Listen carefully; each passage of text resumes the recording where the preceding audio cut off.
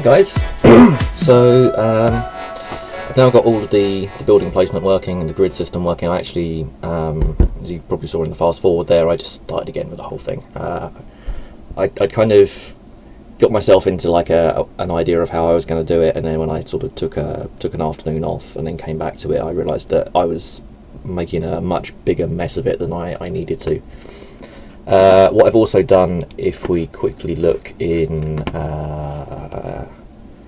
colony building, I think. Nope, somewhere in here. Colony map. There we go. I've now got this public class grid cell, and the reason I've got this is for using it in A-star navigation later on, rather than just having a grid of Boolean things. I wanted to make it work with a bit of A-star code that I've already got, which I'll put a link up. It's on GitHub. In fact, that'll be the next video. It needed these like is walkable and the movement cost type functions, so I've basically taken all of these and put them in this grid cell, and this will also have like things like the resources and stuff in it later on. I might change these to tiny ints and try to make this a bit smaller, but right now it's fine. Yeah, so basically what we've now got, if we go back here and press play, is the functionality is all pretty much the same. We now have, well, we've got the menu, we've got the grid. This is all displayed via the gizmos, so if I turn the gizmos off, it goes back to like regular. You can see I've got a little tooltip there that I was just using to debug, which tells you what grid cell you're in. So it starts at like 0, 0 down here and goes up to 2020. Well, yeah, 2020 up here. So if we pop in a colony hub, that then drops that there. Currently the sprawl mechanic's not working, I've not turned that back on yet. If we do a solar panel, you can see that's blocked, but you can place it anywhere around that. And then, so we want to put a factory in, and see they're blocked.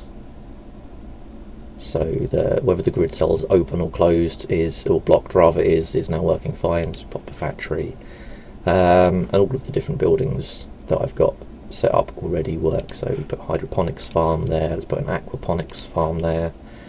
You can put a shuttle pad, probably best to have that a little way away.